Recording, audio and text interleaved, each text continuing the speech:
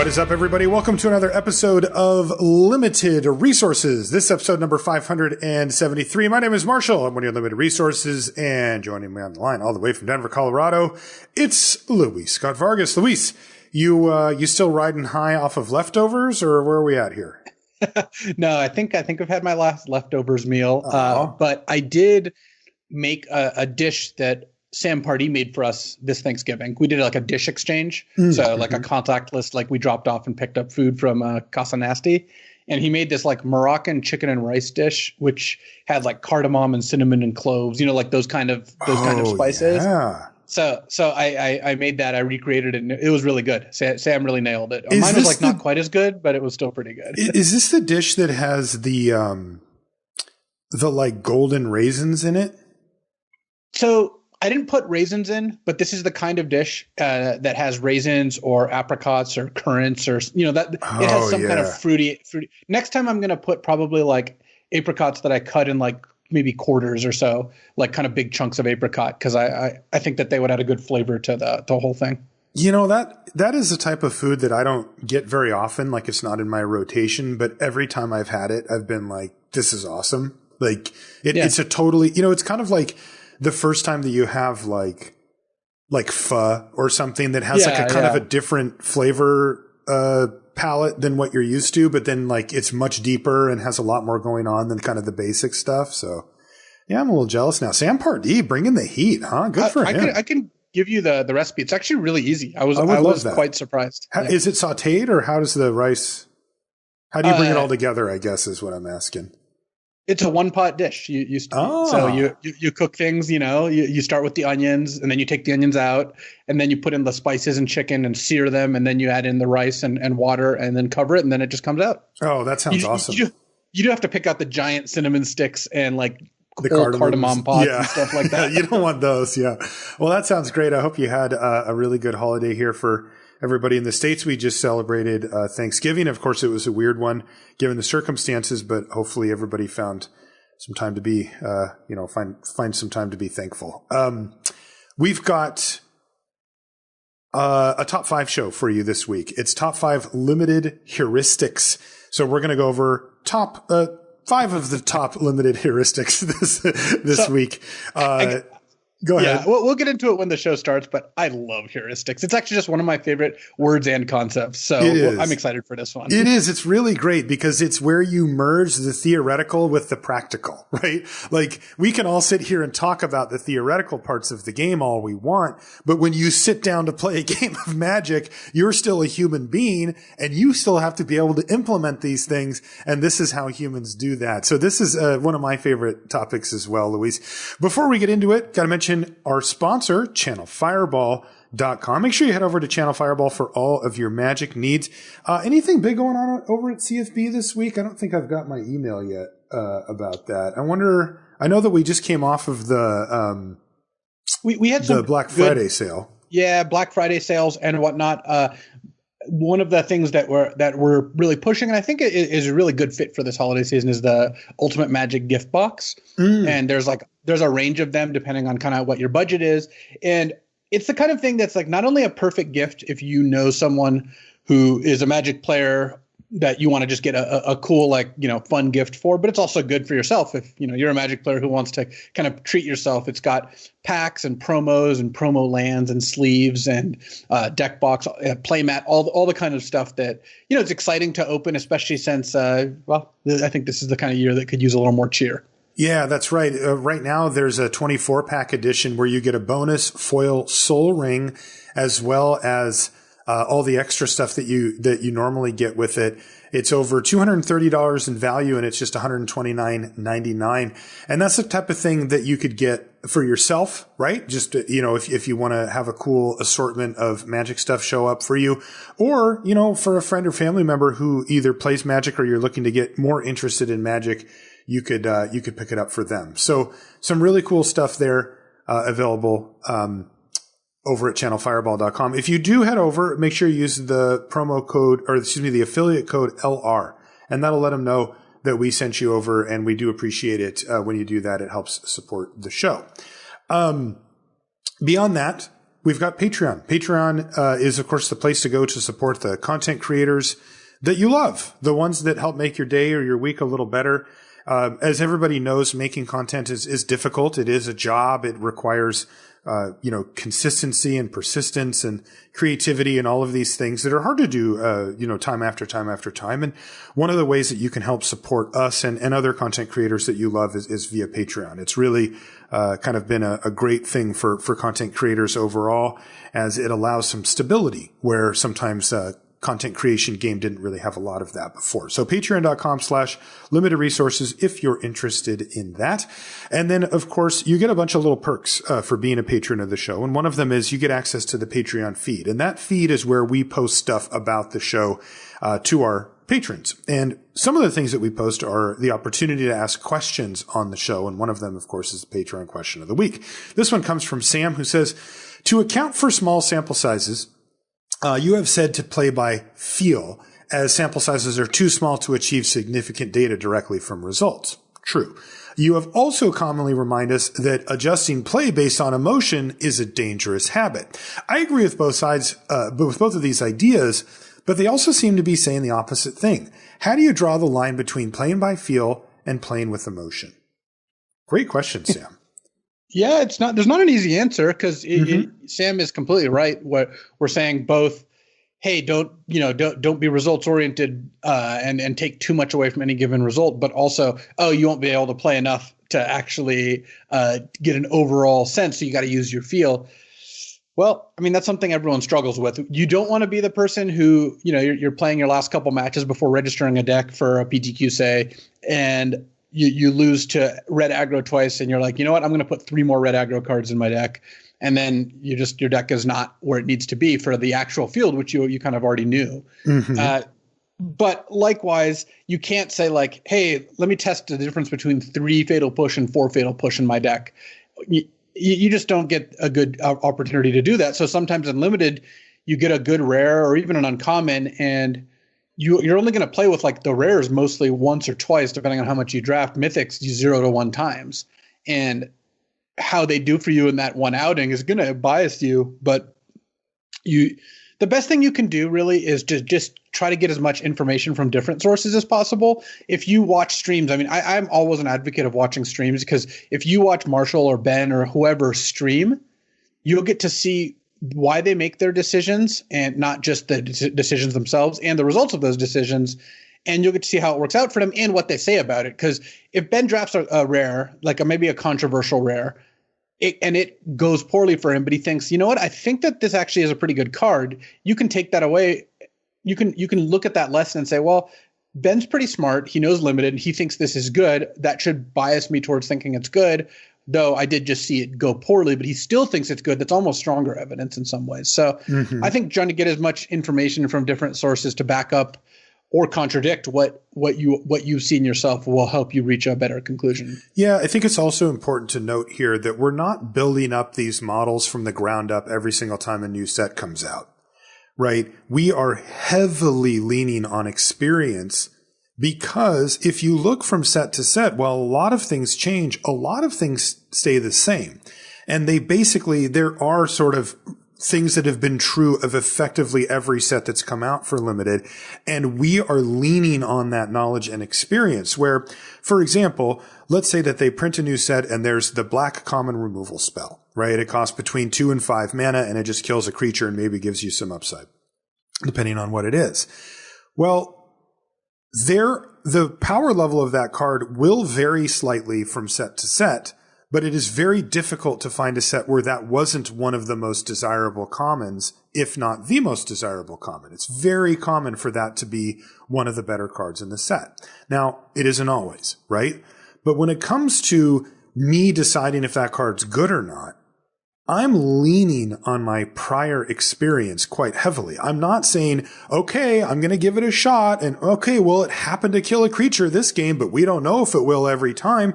You can figure out very quickly whether that's the case or not. And that's really the skill, right? Is to apply the knowledge that you already have in a reasonable way, not by saying these cards are always good, therefore this one's good, but by saying it's very likely that this card will be good. And until proven otherwise, for example, I'm going to assume that it's good, because at the end of the day, we're all human beings and we're all trying to apply the knowledge the best that we possibly can.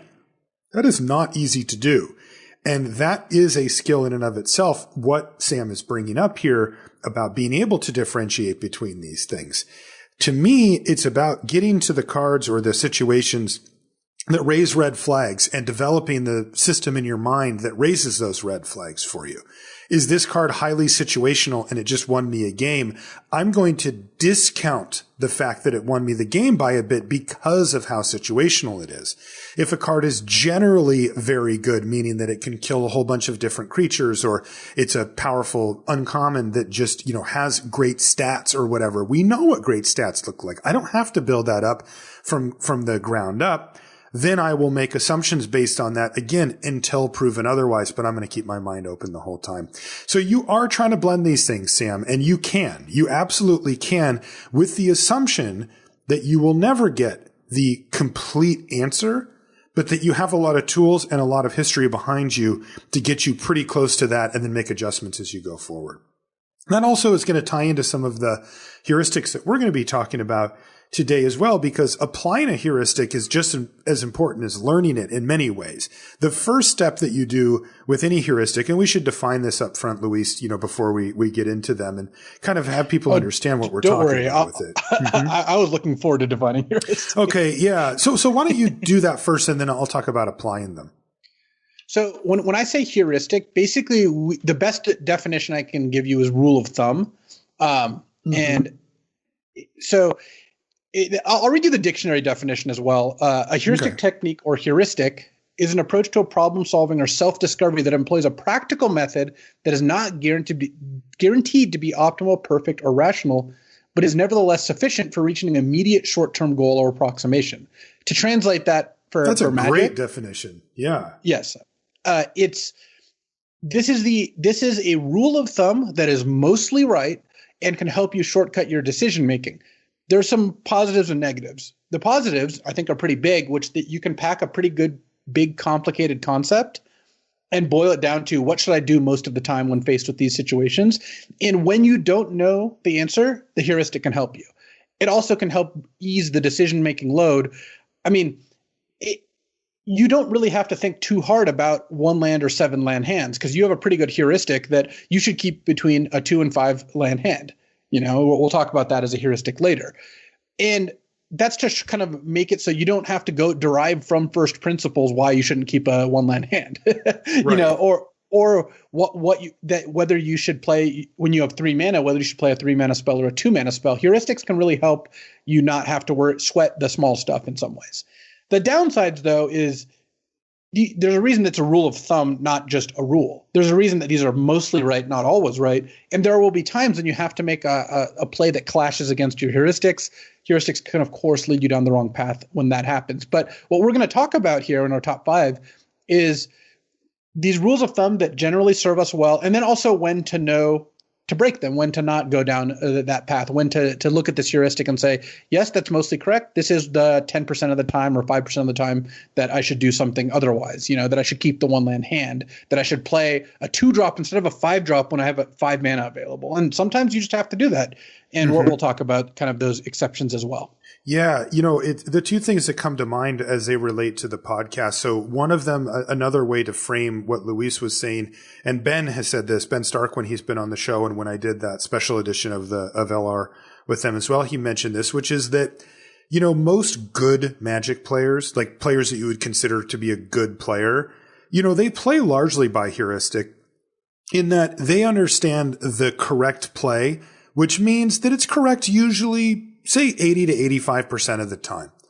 And that doesn't necessarily mean in game. It can also mean by the draft pick or the deck building decisions or any of these type of things.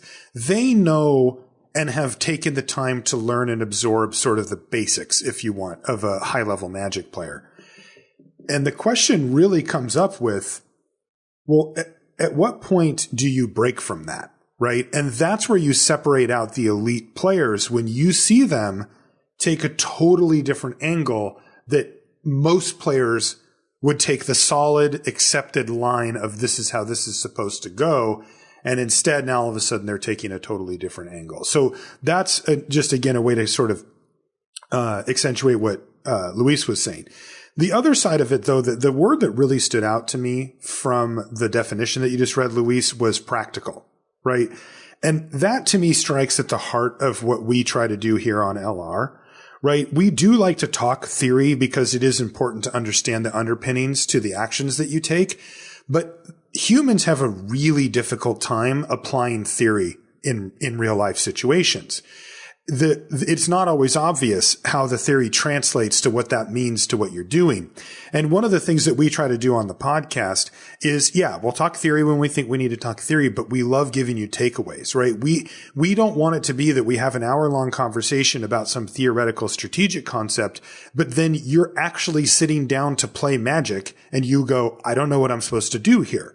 We want you to know what you're supposed to do here, or at least have an idea of the factors that would go into the decision so that you can make that decision for yourself. And that's where heuristics really shine, is that they are where the theory meets the practical, at least from broad strokes.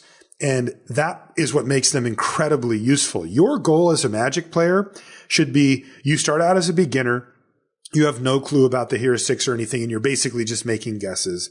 Then over time, with all aspects of the game, you learn the base level, air quotes, correct play. In other words, the right heuristic to be applying, generally speaking. Then as you level up further, you start to become much more attuned with the exceptions to that. And at that point, if you can get to that point, I mean, you are a really good player. Like, you're going to be winning a lot. And so again, today we wanted to talk about the top 5 heuristics, but also, those pitfalls or those times when to break away from them. So let's get into them. We'll start with number 5, which is, it's going to strike to our credibility a little bit, but it turns out, Luis, why don't you read it? Our credibility? Hold on. Why don't you read it? All right. Well, the first of all, the heuristic is math is not for blockers because of a certain play-by-play commentator who has apparently coined the math is for blockers whenever someone alpha strikes.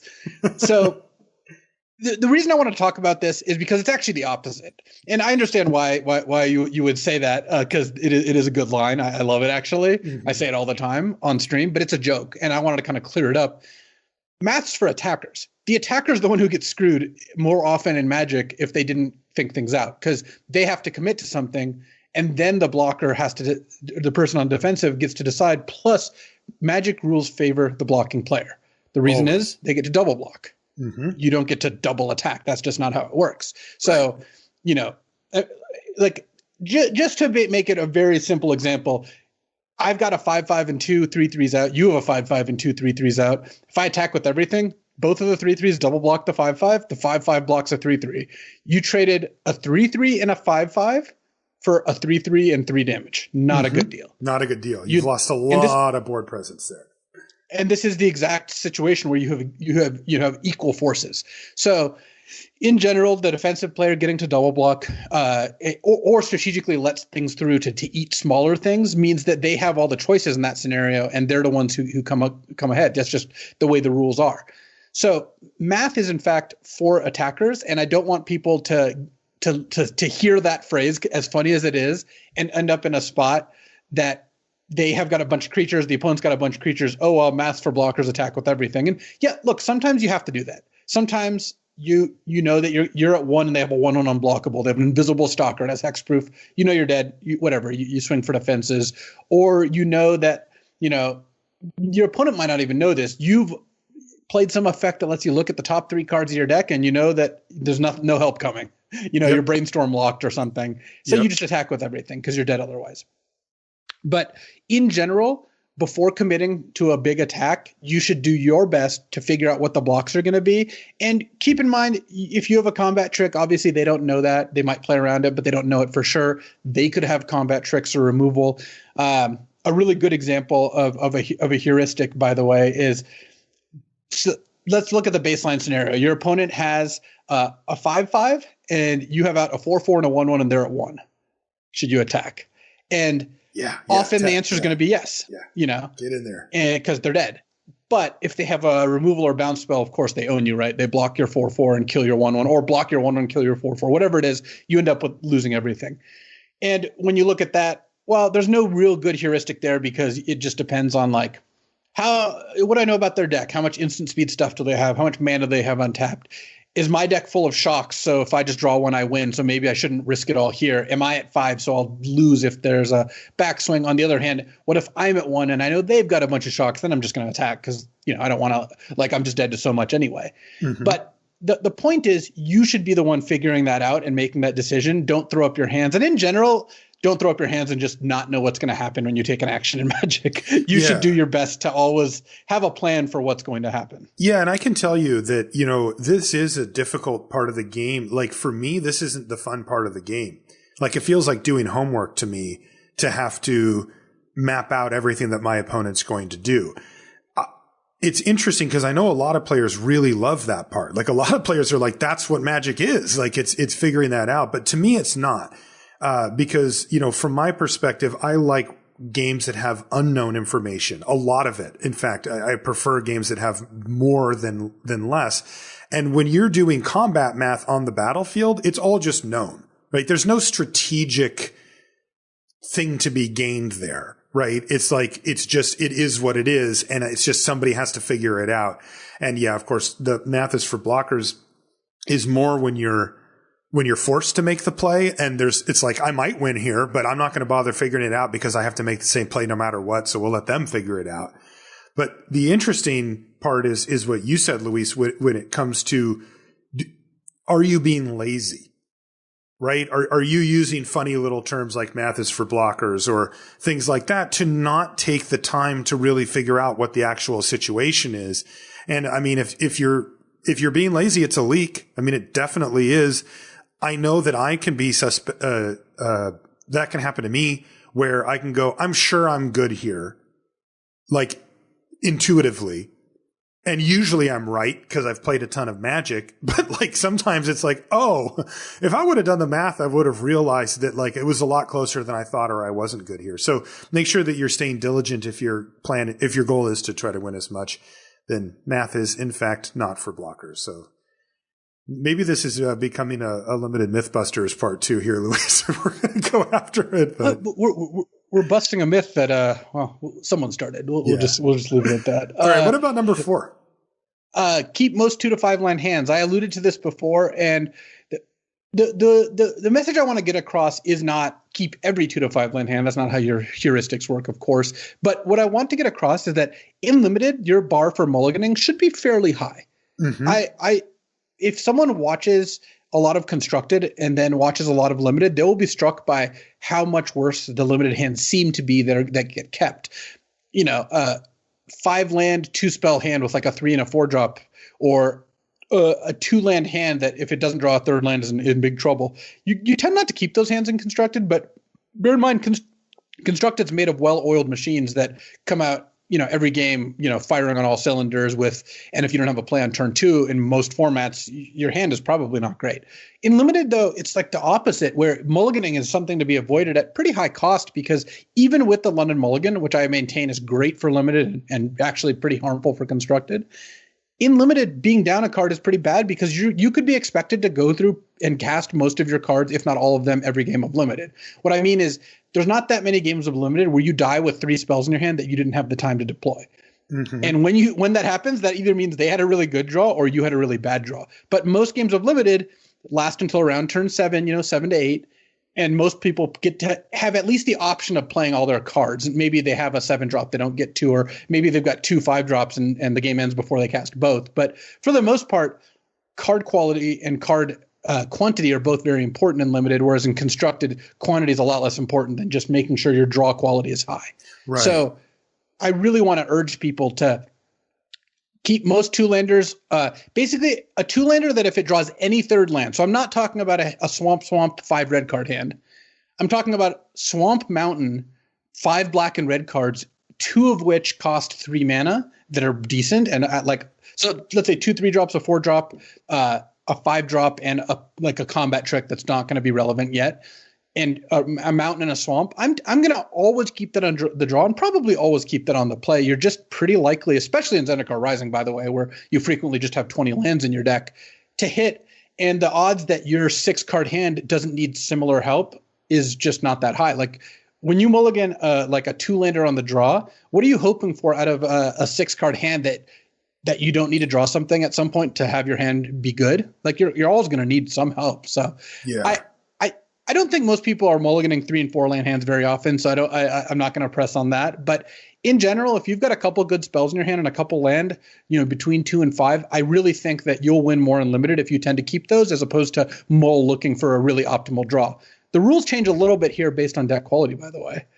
The better your deck is, the more I'm going to mulligan. But both you and I have had some of these just obscenely busted decks that where their average draw is better than almost anyone else's average draw, and their good draws are just unbeatable. Those are the decks I mulligan 2, 5 land hands with all the time. Because why risk not drawing a third land when my deck's broken? Or why risk getting flooded when my deck's broken? And those are cases where you should get more aggressive the better your deck is. And actually, you should mulligan less the worse your deck is. If my deck's like pretty bad, I'm going to keep any 2-lander because this deck already needs help. It's not going to do itself any favors by mulliganing. Right. It's what you said. It's a quantity and quality situation, right? And if your deck isn't that good, in other words, if the quality of the cards in your deck aren't that high, then you need to overcome that with quantity. And if you start going down on that as well as quality, then you're going to lose for sure. One of the ways that I view this too is that I keep tons. I don't mulligan very often at all. And my reasoning for it also is that it's partly an expression of the work that I did to draft and build this deck, air quotes, correctly. Meaning that if on average my decks have the correct number of lands, the correct number of sources of colors of mana, and a reasonable build quality, meaning that they have a good curve for their creatures or spells, but also generally tend to play spells that are impactful to the game rather than don't do much when you cast them or don't do anything when you cast them. These are the types of decks that I tend to draft because I think that these are the decks that win the most. And if that's the case, when I keep what looks like a sketchy 7, let's say I keep a 2-lander, what I'm really doing is I'm thinking of it in terms of all of my draws for the first, say, 3 to 5 draw steps of the game. So I'm keeping the 7 that are in front of me, but I'm adding 4 or 5 cards. What does the average 11 or 12 cards off the top of my library look like? Not, and this is, by the way, a big mistake I see a lot of people make. Can I win the game with these 7 cards? That is never a question I ask myself. I never look at it and go, I can't. Not limited. Right. Not in limited. In constructed, definitely. But in limited, I never think in those terms. You are always going to see that there are no limited decks that win on turn 3. That never happens, right? Turn 4 is extremely rare. Even turn 5, requires usually one player to have not participated in the game in a meaningful way. So if that's the case, take a look at your limited decks that you build and draw the first 12 cards off the top of your library and see what that looks like on average rather than the first 7 that you see. Now, there are some that are exceptions, and Luis outlined a few of those, and those are very notable, right? If I look at my opening hand and say, like, one common contradiction that you have is my hand needs 2 different things to come in order for it to be good, right? I was exactly gonna go into that next, so it's perfect. Take it away. Go for it. Oh, well, I was going to say that I remember reading this actually. The first time I'd seen it in paper was one of Paulo Vitor's articles. And of course, Paulo's one of the best theory writers in the entire game. Mm-hmm. And one of his rules was don't keep hands that need 2 things to go right. So an example was earlier that hand of does this, like a double swamp 5 red card hand doesn't just need a land. It needs a mountain. That's actually quite a bit harder. That's actually twice as hard just about if you have a roughly even split. Maybe a little less because you already have the 2 swamps in your hand, but you know what I mean. We're not asking for 1 out of 15 at that point. We're asking for 1 out of 9 or 1 out of 8. And don't keep a hand that, like, for example, the kind of 2-land hand I'm not going to keep is a hand who's got 2 lands, 2 4-drops, a combat trick, and 2 5-drops, because you need to draw 2 lands in order for that hand to do something. Or if to delve back into either constructed or a very high synergy draft deck, don't keep a hand that needs like a hand that has plenty of lands but needs multiple kinds of things to work. An example would be an aggro deck in limited that has an equipment, a combat spell, a removal spell, and 4 lands. Aggro decks just really can't keep that kind of hand because they specifically need to draw multiple creatures in order for that hand to do something, not just one. Mm-hmm. And you want to stay away from keeping hands that need multiple pieces of luck to work out, because 1 is one thing, 2, 3, that's just a completely different animal. Right. And that's, we've been able to use math, right? Use the hypergeometric calculator to figure out some of the stuff that we can apply. So for example, if you run the numbers on the 2 land on the draw, you're just about 85, 86% to have hit the 3rd land by turn 3. So if that's what you need, then you have the absolute green light to go and do that. If it's on the play, it's still, I think it's high 70s%, which is still acceptable and definitely worth it. But imagine if you cut those outs in roughly half by saying, well, it needs to specifically be a mountain, not a land.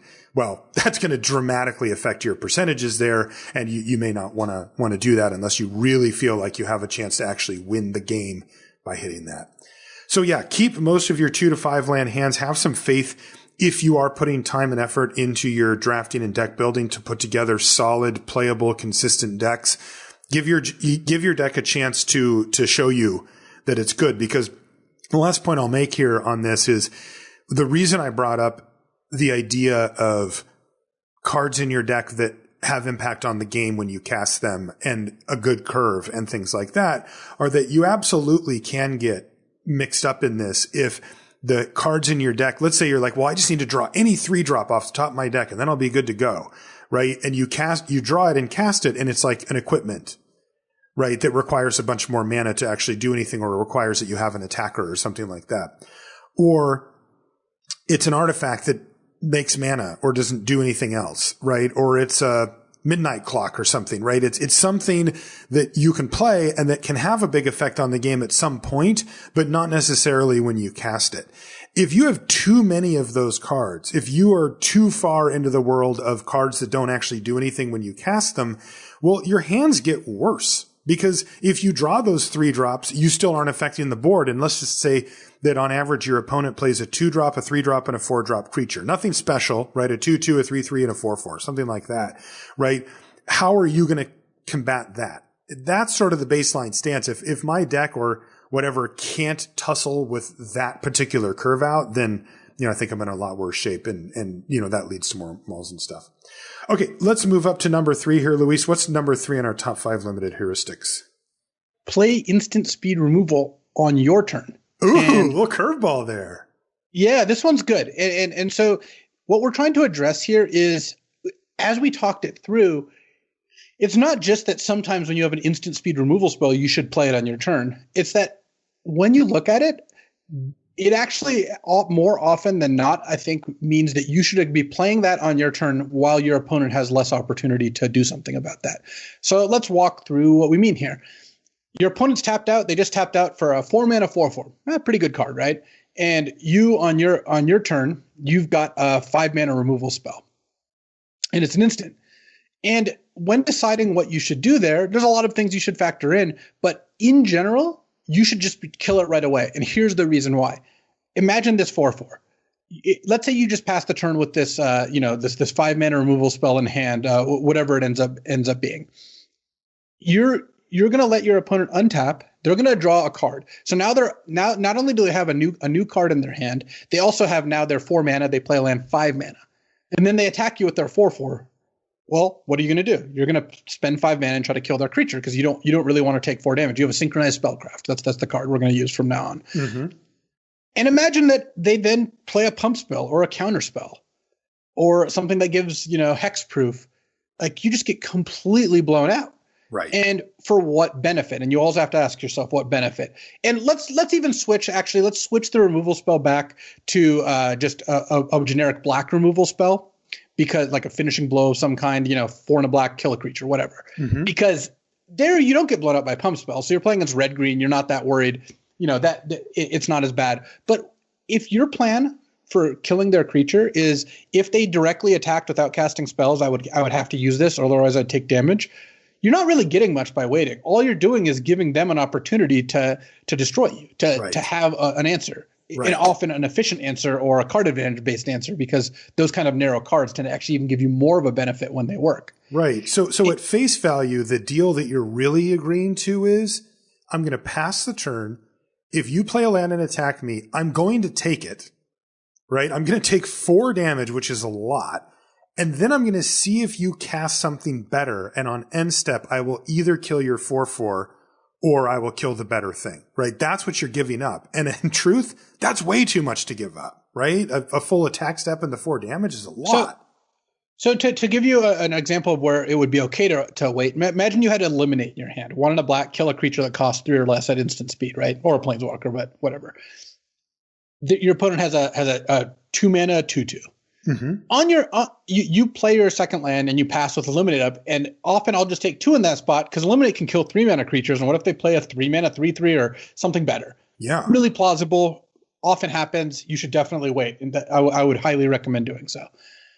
But the reason I chose that example earlier is it's not worth usually taking 4 damage from a 4/4 to see if they're going to play something better, because A, 4 damage is a lot more than 2 damage. B, they're just not often going to play something that much better.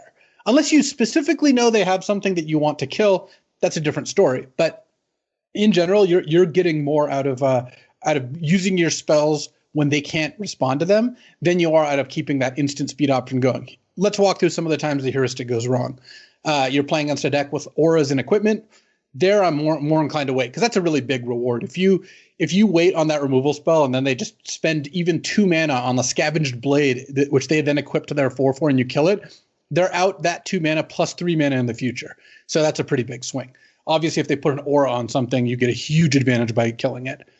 Another one is spells. Yeah.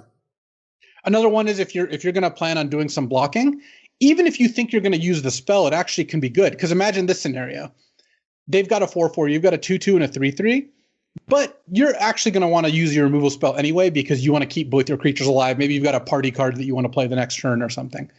Still, double blocking and seeing if they have a trick it is worth something, especially if you don't think they've got an answer for your unconditional kill spell. It becomes pretty different when it's a damage-based spell. Then I'm almost always just going to use it when I know it's going to work, because there's nothing worse than losing your removal spell to a pump spell and taking an extra 2 or 3 damage as punishment. or losing your creatures if you get ultra greedy and go for the double block. Yeah. Oh, man, that's even the worst. Yes. Yeah. So there's definitely a lot of reasons to wait. And this is one of the heuristics that I think, again, is less true than others. But the reason I want to talk about it is because this is one of the best ways you can get more value and get blown out less, is to keep in mind that just because it says instant doesn't mean it has to be used that way. And I believe more often than not, you should be using removal spells on your turn as opposed to their turn. Now, if they have all their mana untapped, it's late game, right? They've been hitting you with this 4/4, you draw a kill spell. There it changes a little bit. Often the correct play is to then do it on their upkeep. And the reason for upkeep is they don't have a new card in their hand yet. So if they didn't have an answer, they would have needed to draw it, and they didn't get an opportunity to do so. And it costs them mana on that next turn. So imagine, they have 6 lands out. If they then spend 3 mana to cast Neutralize, countering your removal spell, well, at least they're down to 3 mana. They can do less stuff on their turn. Again, where it goes wrong is if they have pump spells, so you really don't want to get double punished by a pump spell in that scenario. But if it's unconditional removal and they have all their mana untapped, upkeep is generally a better call, because that doesn't let them see a new draw, but also ties up their mana during their turn, which is better for you. Right. A really good example too that came up. I'm going to sort of merge 2 things. This came up at an actual example in a local game store a number of years ago, where I was helping a player try to get better. They asked me to watch their game. But in this situation, I don't remember the exact specifics, but it was very similar to what you described with the 2/2 and the 3/3 on board versus the 4/4. And the 4/4 in this case was a creature that really needed to be killed, right? It wasn't just a 4/4. It was like a card that if I would have said timeout and said, hey, you have the removal spell in your hand, how important do you think it is to kill that 4/4? The player would have said, very critical. Like, I can't win the game if that card's on the board. Okay, so we've got that done. Now, the heuristic, the general heuristic that people follow is wait till the last second to use your spells, basically. So the player did that. They said go with their 2/2 and their 3/3, and they're thinking, okay, I'm playing correctly, right? And I'm going to wait till the last second. So then their opponent attacks with the 4/4, and I can't remember if they went for the block or not, but at any rate, they said, use my removal spell, and it worked. The 4/4 died. Okay? So everything seems to have worked out fine. But I was sitting there watching, and I said, well, why didn't you use it on your turn? And they said, for some of the reasons that we're talking about. But this is where the big aha moment happened too, and it opens other doors as well. Well, they said, I wanted to see if they were going to cast an aura on it, or maybe they had a combat trick or whatever. And, so you're supposed to wait till the last minute. And I'm like, okay, I get it, that you were going for that upside, right? So you had a reason for doing that. But I asked that player, well, what did you give up though by doing that? And they actually were aware of the risk, like what you were talking about with like, well, they could have had a protection spell or a pump spell or whatever. But I don't think that they have that because they're in these colors. Okay, that's all reasonable. But then I just stared at them and I said, what else did you give up? And they're like, I don't know. I'm like, 5 damage, right? Like, you could have killed the creature on your turn and just attacked with your 2 creatures, and you didn't do that, right? And like, that's the other thing, is that when you become so dependent on these heuristics where you just almost blindly are like, oh, I drew the removal spell. Go ahead, right? Because I don't use my removal until my opponent's turn. Right? For reasons, right? That you could be very obviously giving up things on the battlefield. Like, if I use it now, and I am going to use it this turn cycle, no matter what, that 4/4 has to go, I can just get it out of the way and slam you for 5. And yeah, a lot of times you look at the board state and you go, well, that's fine and dandy, but I know I'm not going to be able to like keep attacking with these 2 creatures and win the game. Fine. It doesn't have to be a part of it. You'd be surprised how much 2, 1, 3 extra damage at some point in the early to mid game ends up mattering later that you didn't anticipate, right? You have this huge exchange of resources and you end up with a 2/2 flyer, and it's the last thing, and then both players draw 4 lands in a row, and you're pecking away in the air with this thing, and all of a sudden they went from 13 to 11 to 9 to 7, and you're like, wow, is this thing going to go the distance? Well, if you would have gotten in for 3 earlier, that could have been a whole nother turn that you needed with the flyer. So keep your mind open to these things and really look at if you need to use the removal spell anyway. If you know you're going to, if you can't take a hit from the thing, if the thing just needs to die, use it on your turn. You'll be better off, and you might even open up some attacks you didn't think you had. Okay, let's move up to number 2 here, Luis. What is number 2 on our top 5 limited heuristics? Attack before casting spells. And like all of these, it's a little bit more complicated than just the the tagline. But in general, this is something most people actually do learn pretty well early, which is on your turn, you untap, you draw. And then if you've got good attacks, if you've got attacks you're planning on making that aren't impacted by a spell in your hand, well, you should attack first. And the reason is you'll have all your mana up in case you need to change plans. Imagine you were going to play a 6/6 trampler on your turn, but then they flashed in a flying blocker, ate one of your creatures, and you're at 3. You're like, oh man, now I have to actually play this 2/3 flyer to not die. It also keeps mana open for combat tricks, which A, it lets you cast them if you have them. B, it lets you represent them even if you don't. If you just tap out, slam your Colossal Dreadmon, attack with your 2/2, your opponent's going to block with their 2/3 with excellent rules text, because they have no fear, or they're going to block and use a combat trick, which they may not have gone for if you had 6 mana untapped and 4 cards in hand, because that's just asking for trouble. Mm-hmm. And where this heuristic gets really interesting is when you have cards that impact the sequencing, because often you're going to, and this is the sort of thing where in general, this isn't like the instant speed removal thing. In general, you should attack before casting your spells. That is overwhelmingly going to be the correct choice. But like all of these, we want you to make sure you know when that's not the case too. And when you have cards in your hand, the simplest, of course, being the example you just used, you've got a removal spell. It's going to kill their 5/5, so you can attack with your 2/2 and your 3/3. I think most players will kind of get that. Well, not the one in your example, but everyone else at least. Mm-hmm, mm-hmm. And then if you have a creature that says when a creature dies, gain a life. Well, you probably want to play that before combat if you have like obviously equipment or auras, that sort of thing, bounce spells. But another underrated thing is casting your spell to see if it resolves and then attacking. So that's something that, imagine you're playing against a blue deck and you've got out a 4/4, they have out a 3/3, you're at 5, they're at 20, and you're about to play another 4/4. Well, you're probably going to attack because you get to hit them down to 16, play your 4/4, they still can't attack you. But imagine you attack, you hit them down to 16, you play your 4/4, they're like essence scatter, counter it. And you're like, wow, I really wish I hadn't attacked there. Yes. And you have to bear in mind your opponent can play things too, and counter spells are a pretty major reason to play your spells first. Mm-hmm. In general, I think that this is the sort of sequencing that most players get right, but should also think about more. And not to like the extent that, again, you don't want to be in a spot where every turn you're evaluating the board as if you've never seen it before. I know some players who play like that and they run into time concerns all the time. But what you should do is just always be on the lookout. Have your spider sense ready for when you should be breaking from these established norms, because those are the times when it's really critical to be able to make that call.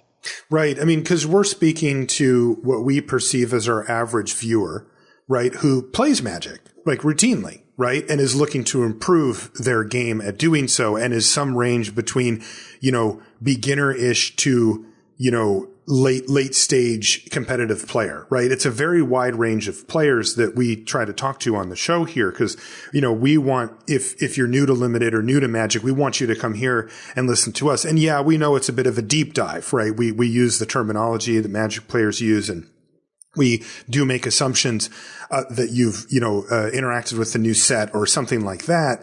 But at the same time, you need to put yourself on that scale. Where am I at, right? Am I the player that needs to learn and adhere to this heuristic first so that I can then learn the times when to deviate from it? Or am I somebody who really has the heuristic down and maybe too much? Maybe I'm using this. Maybe I just always attack first. And like that example that Luis brought up was the perfect example. When I play on my stream, and I'm sure my videos, but I don't get real-time feedback there. But on my stream, people will often say, well, why did you cast your creature first? And I'm like, well, I wanted to see if it was going to resolve. And I was willing to give up the unknown information that my opponent didn't have about what could possibly be in my hand during combat for that information, because it would drastically change whether I would attack or not. If it resolves, then I'll attack. If it doesn't, then I'm going to have to leave something back because I lose the race, or maybe I lose the game in that scenario. And that can be a big gotcha moment. So you need to know what it is that you're playing around. But I'll tell you what, good players are very willing to exchange small to medium amounts of life for onboard safety, if that makes sense. They are very, very willing to take some damage before making what would be normally a risky block. They would rather wait. Perfect example is they tap out to play their 3/3 or whatever, and you attack into it. Most players would prefer to not take a block there if it was potentially disadvantageous to them if you had something, and wait till the next turn where they could have their mana and maybe a removal spell or some interaction available. Now, as you progress down that line, usually you figure out that that's actually not the best way, or like I always block, for example.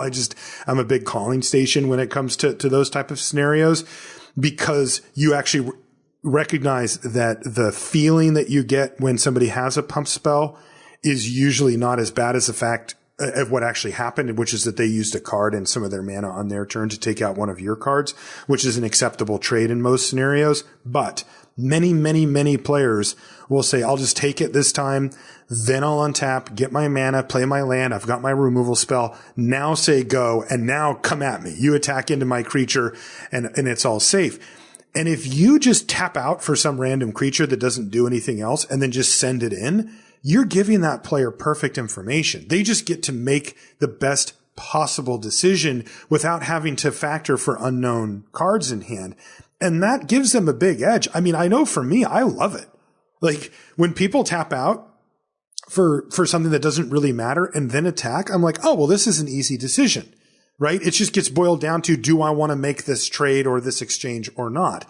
Versus the times when it's like, boy, if they have this one card though, this goes really poorly for me. I'll just take it, right? It's just 2 damage. It's just 3 damage. I'll just take it. And then I'll be able to react later or whatever.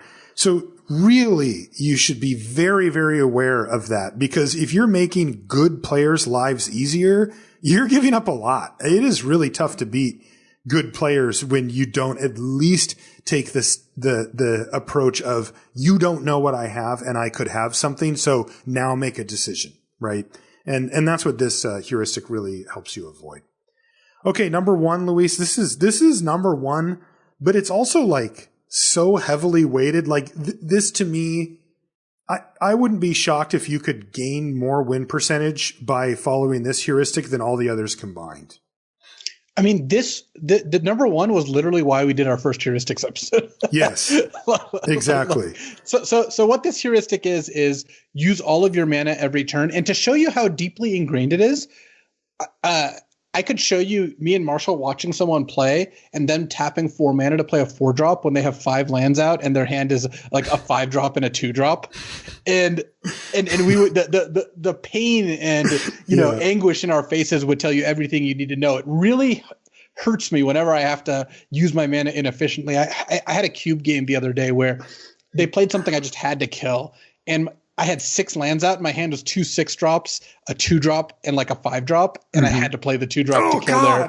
No! And it was just like, because here's the thing. When in doubt, play your most expensive card for multiple reasons. One, your expensive cards tend to be more powerful than your less expensive cards. That's probably the biggest reason.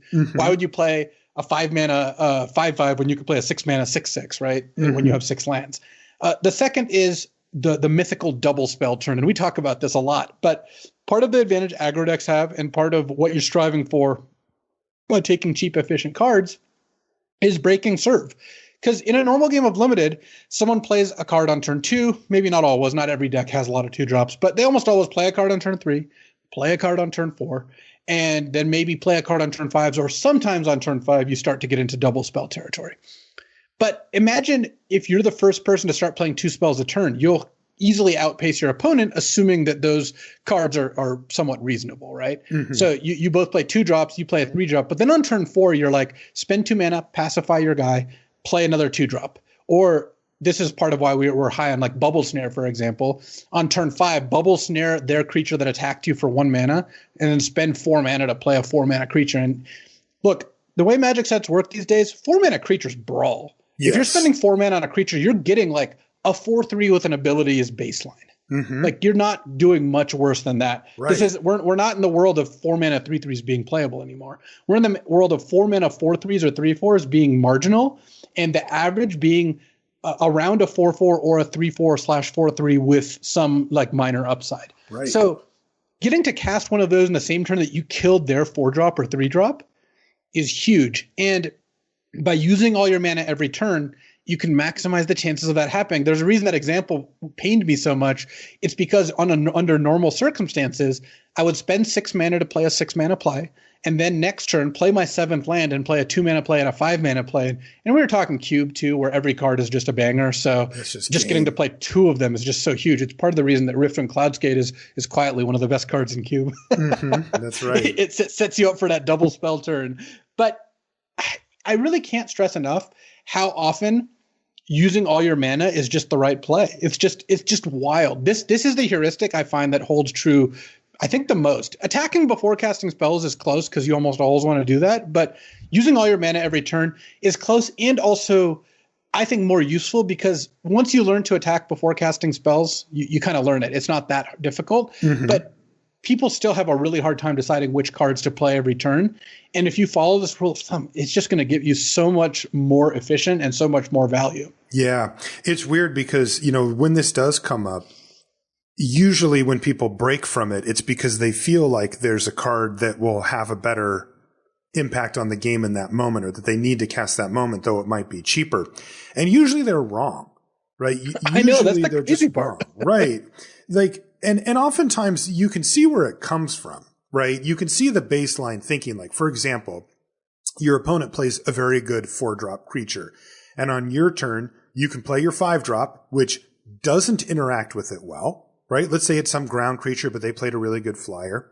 Or you can play your 3-mana removal spell to kill it, right? It's really tempting to just say, I want to kill that thing because it's scary, and then I'll figure out the rest later. And in the moment, that might actually feel correct because you feel some amount of relief that you've killed the other creature. But in reality, what happens is it folds over on itself. So if you just play your 5-drop and take a hit or whatever from their 4-drop, and you go, okay, I didn't like that, but here I am. Then it comes back to you.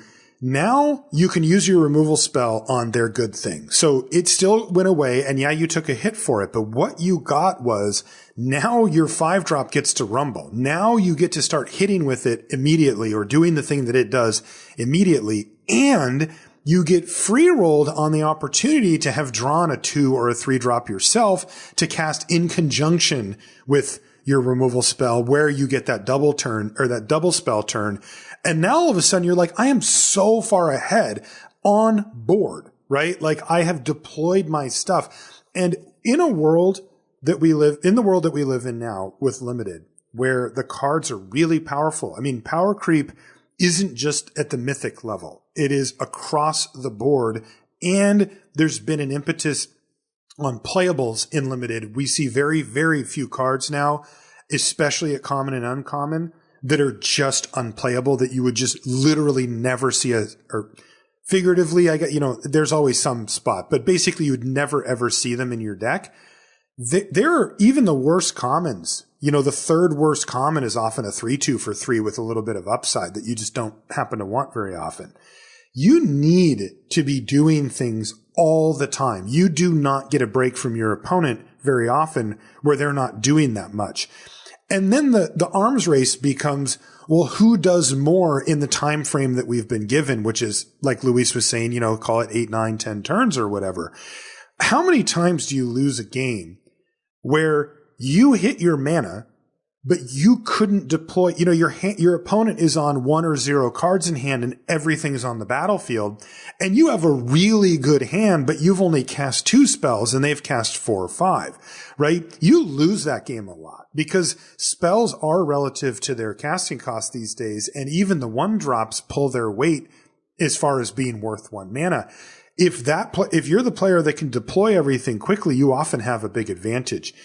If you skip a beat, especially if you're the typical mid-range deck, you are going to be at a very big, much worse position than you'd normally be if you did.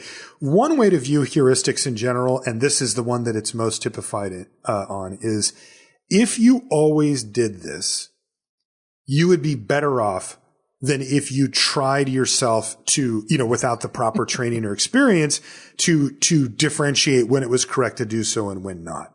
If you just sat down a player and we taught that player how to draft, we taught them to play the correct number of lands in their deck, to have the correct number of sources of colored mana, and we taught them to simply keep most of your hands and just use up all your mana every turn, I would think that player would be a winning player, that they would be able to do quite easily well at the local paper level, that they would do very well on arena for most of the ladder, and that it doesn't get to until you're starting to get up into the I want to play PTQs and that type of stuff, where you need to start really focusing a lot of your energy on the 10 to 15% of the time that it's not correct to do these plays, because that's simply where the edge is. But I mean, I could take a player that's winning 40% of their matches and turn them into a 55, no problem by saying, follow this rule, right? Play 17 lands, play 2 colors, mostly play cards in your deck that affect the board, keep most of your opening hands, and use all of your mana every turn when possible. Like that's, if you did that, you're like a winning player from somebody who was terrible, like who couldn't play at all. And this is sort of the focal point of it. It's funny how much this heuristic I want to urge people to like follow, because it's the sort of thing where, and here's why it's tricky. Let's say you wait on playing your instant speed removal spell and they punish you with a counterspell or a combat trick. It's pretty direct feedback, right? It's like, why did I let them untap? That doesn't make any sense. I should rethink that. if you don't use all your mana every turn in an efficient fashion, you often don't pay the price till 4 turns later, 5 turns later. You don't see that by playing on turn 5 my 4-drop instead of my 5-drop, I wasn't on turn 7 able to play a 4-drop and a 3-drop. My hand, in fact, is that 5-drop I didn't play and a 3-drop. And on turn 7, you're like, oh, which one of these do I play? And then you lose a close game. You don't really think about the fact that if you just played your 5-drop on 5, on turn 7, you might have had that 4 and that 3, deployed 2 spells, and that would have been the difference. Yes. And you could have won. Don't even, yes. And you might not have even had that 3-drop in your hand, right? You just don't know. It's the sort of thing where you don't even always have the information. And that's why I'm really wanted to press on that issue, because it's one of those things that not only does it level you up a lot, you don't often see the games that you win or you lose by doing that unless you're really looking out for them. Yeah, it's so true. And again, I urge you, if you're not doing this currently, to try it and pay attention to two or three turns down the line, and you'll go, oh, this is way better. Because also sometimes people get too fancy, right? This also solves that problem where you're like really getting too cute about, well, I'm going to play this and then I'll save this for. Sometimes Magic is a brute force game. Sometimes it's just, here's a bunch of mana worth of good cards. Can you beat that? Right? I played a good 3-drop, a good 4-drop, and a good 5-drop in succession, and you missed one beat. Can you beat what I've put on the battlefield? Or does my battlefield at least stop you from killing me? And a lot of times the answer is yes, especially if you've taken the time to, listen to the set reviews and listen along with the show as we evolve with the meta, form your own opinions about how cards are performing and what, how they do on a game-to-game basis. If you're up on that stuff, that means that your average card quality in your deck is likely going to be higher than what other people are doing. And you can kind of seal the deal that way. Okay, so that is going to do it for the show here this week. Unfortunately, we just lost Luis's internet connection, so I'm going to be taking us out solo here. But thankfully, it held on long enough for us to actually do the show that we wanted to do, so I'm happy about that. If you want to find us on social media, I'm Marshall_LR and Luis is LSV. You can find everything related to the podcast at lrcast.com. That includes links to our streams and everything along those lines. Both Luis and I've been streaming on Tuesdays, and Luis streams kind of whenever he can. So there you go. Also, the show's brought to you, of course, by channelfireball.com. And you can go there to not only buy cards, but you can also sell them. If you go, they have 2 different ways to buy your cards from you. You can just look them up individually, or if you want, you can also do U-Box We Buy, where they basically will take your collection, like a box of cards or your whole collection or whatever, and you just send it in and they'll sort it for you and then make you an offer on what they've got. And you can choose yay or nay at that point. And if you don't want it, they'll send it back to you. And if you do, they'll send you money instead. So make sure you check out Channel Fireball for not only your purchasing needs, but also for your selling needs. And if you do happen to buy something, if you get CFB Pro or pick up one of those gift boxes or whatever, if you use the affiliate code LR, it basically marks it as we sent you over there. And that's, of course, a good thing from an advertising standpoint. That's why they do it. And we'd appreciate it if you put that into the affiliate code box for us. Thanks for that. With that, that's going to be the show. We'll see you next week. Well, I guess I'll do a sign off by myself. Even though I wasn't thinking I was going to have to, but I'll just do a couple of quick stories from early coverage, because I had a chat with Corticals on Twitter about this, and it reminded me of a few cool stories. And they're around, Zach Hill, who's somebody who used to work in R&D, has a PT top 8 on his resume, and still plays a bit, but, has moved on to work in the nonprofit space now. So doesn't work in gaming anymore. But he was also my first booth partner at the Pro Tour, and him and I were booth partners for a couple of years when we first started. And he's a super interesting guy. It took me a while to kind of understand him and get to know him, but then I really grew to love him, and I miss him to this day. But he's a quirky fellow, and a couple of stories that happened from those early days. One of them is what we still call to this day on the coverage team. It's called getting Zach Hilled, which is Zach walks with a certain purpose. He when he's walking somewhere, he's going there. And what he'll do is he'll talk to somebody else while he's walking, but he always seems to end up in the front of any group of people. And when you're done with a long day of coverage, you're hungry and delirious and you just want to get to some restaurant, eat food, and then go to bed. And the problem is that usually there's one person in the group who says, we're going to this place. And then, so they've kind of figured it out and you follow them. Well, when Zach was on the team and he was leading the pack, everybody assumed he knew where he was going and we were all following him. And then at some point we'd be walking for 10 minutes straight and he'd be like, where are we going? And we're like, we're following you, Zach. And he's like, I don't know. I'm just walking. And we would always just go, oh my God, and have to like turn all the way back around and find something else, find some other restaurant or some other way. And now we're way out of town. And we still to this day call that getting Zach killed when somebody's walking, but they don't know where they're going. And then the other one was between Zach and I, which was, we were on the news desk at the very first time we were doing the PT, and neither Zach nor I had any broadcast experience. And we had a floor producer, a lovely lady named Deb. She's fantastic. I worked with her for the whole stretch of doing live coverage up until this last year when she moved to a different job. But she was fantastic. But she had also had a lot of experience in the field, and we didn't. So at some point, the producer's talking to her in her ear, and she's standing just off of camera beside us. And the producer tells her that we need to stretch. And what we need to stretch means is we need more time. They need to keep talking about stuff before we go to the next segment. And the sign for that, the physics, and she can't talk to us, is you pull your hands apart, kind of like you're making a pizza. And so she started doing that. And me and Zach have no idea why she's doing it, but she's looking directly at us and making the pizza. And the only thing we could think of was that we were sitting too close to each other. So we started like moving to the side to try to create more space because we thought that we were like screwing up the cameras or something like that.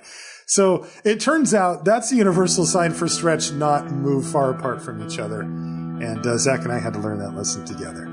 Anyway, those are just a couple of the early stories from coverage, specifically around Zach. And yeah, we'll see you next week.